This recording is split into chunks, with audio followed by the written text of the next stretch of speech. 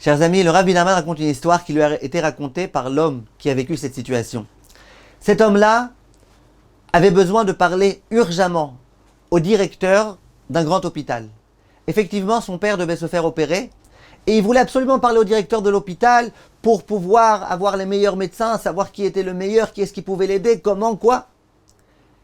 Il voulait absolument lui parler. L'opération était prévue vraiment très très rapidement. Lui, il était déjà en chemin vers l'hôpital parce qu'il n'avait pas le choix. Mais il s'est dit, écoute, je vais appeler le Rav Firer. En Israël, il y a un concept qui s'appelle, dans d'autres pays du monde d'ailleurs, qui s'appelle un Askan Refoui. Quelqu'un qui s'y connaît beaucoup en médecine et qui peut te diriger vers les meilleures personnes. Ils ont souvent des contacts. À Yerushalayim, il y a le Rav Fisher. Lui, il dit, je suis obligé de parler à Rav Firer. Lui, il pourra parler au directeur, m'obtenir un rendez-vous avec, faire ce qu'il faut. Il est en chemin à la voiture et il note le numéro du Rav Firer. Et le Rav Firer ne répond pas. Il réessaye, et il réessaye, et il réessaye, et il réessaye, et puis il appelle le Rav Fisher, il appelle le Rav Firer, Firer, personne ne répond. Et là, alors qu'il est en train de rouler, il voit qu'il y a une voiture qui est en panne sur le côté, quelqu'un qui supplie, arrêtez-vous, aidez-moi, arrêtez-vous. Et lui dit, mais moi je suis occupé maintenant avec mon piquoir nefesh, mon père qui doit se faire opérer, Rav Fisher, Firer qui ne me répond pas. Et d'un coup, celui qui était à côté de cet homme-là, il lui dit, mais arrête-toi, celui qui a besoin d'aide, c'est le directeur de l'hôpital. Immédiatement, il s'arrête. Il va aller dépanner le directeur de l'hôpital. Et bien évidemment, il va en profiter pour lui demander tout ce qu'il a à lui demander. Et à ce moment-là, vous imaginez bien qu'il n'a plus besoin ni du Rav Fisher, ni du Rav Firer, ni de personne. Il a la personne qu'il voulait avoir face à lui. Il peut lui parler maintenant, lui demander ce qu'il veut.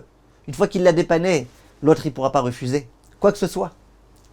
Dit le Rav Biderman, c'est exactement ce qui se passe. Quelquefois, nous sommes en train de prier.